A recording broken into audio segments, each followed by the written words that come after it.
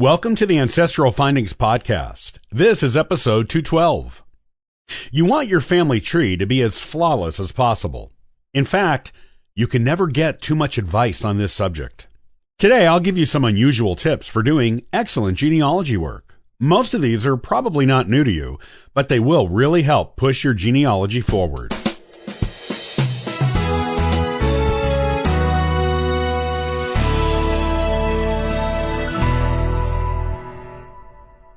As a genealogist, your goal is to create as perfect a family tree as possible. While there are always uncertainties in genealogy and new archive discoveries, as well as DNA, continually changing long-held assumptions about families from royalty to farmers, getting your research as perfect as you can with the information available to you is paramount. In fact, you can never have too much advice about building a flawless family tree. In helping you with your quest for excellence in genealogical research, here are some tips you might not have heard of before, but are very useful in building a strong family tree. 1. Be selective in your research.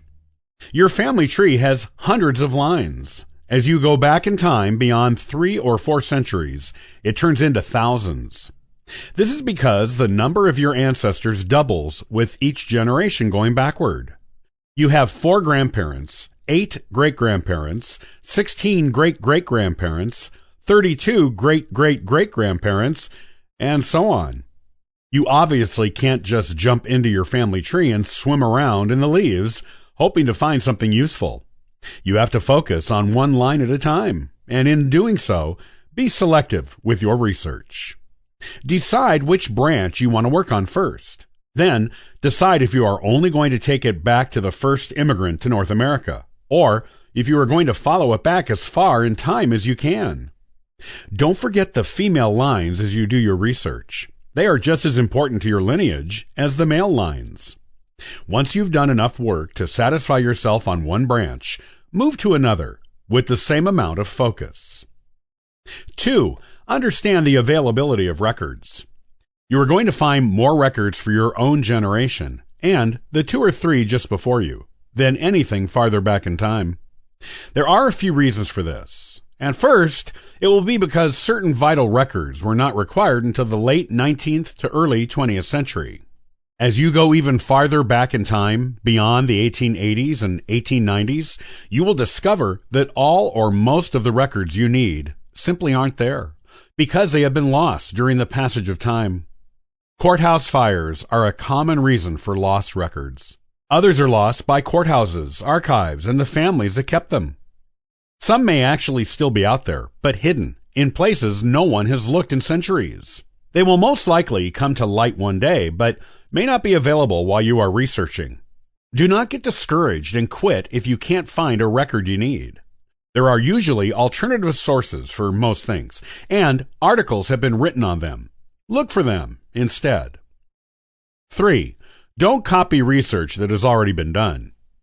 There's a chance someone might have already researched your family tree. Their work may be online or in the form of a published book. Do a check for these things before devoting too much time to a family line. However, do not take everything published online or in a book as gospel either. Make sure anything you find has sources, and check for yourself to make sure those sources are correct. Only then can you use someone else's research in your family tree. If you do, be sure to give them credit in your own source citations. 4. Use the library. Don't let having a limited budget keep you from doing your genealogy research. Some of the best research sites are expensive to use, such as Ancestry.com and GenealogyBank.com. Ordering the records you might have found on these sites can cost money too. So, save yourself some money and further your genealogy research by going to the library. There are free genealogy resources online, but they are not always indexed, and it can take some time to search through them.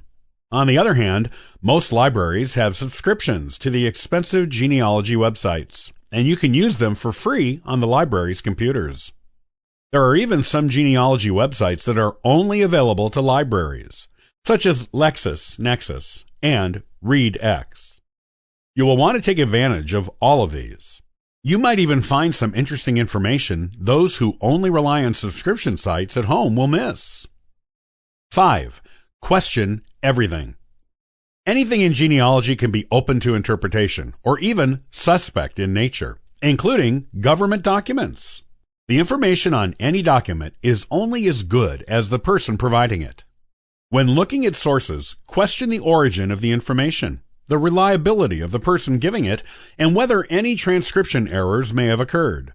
Also, think about the time period in which the document was generated, and how certain things in that time may have different meanings in the past than they do today.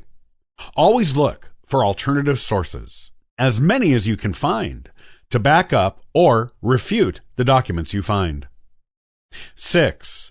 Be organized. Your genealogy work will only be reliable to future generations and publishers if you keep good records of your work as you go. Don't just treat your work haphazardly like a hobby, even if that is what it is.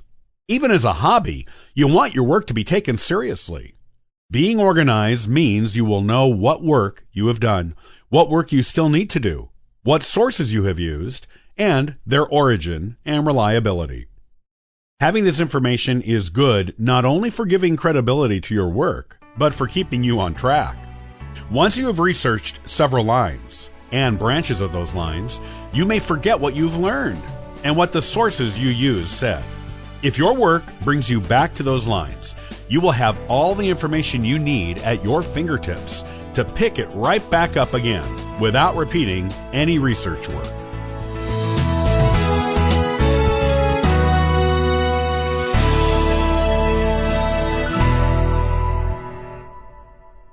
What are your reasons for doing genealogy? If you are a beginner or haven't started yet, your personal reasons will be your motivation. Next time, I'll give you the most common reasons for doing genealogy. Copyright by Ancestral Findings, all rights reserved.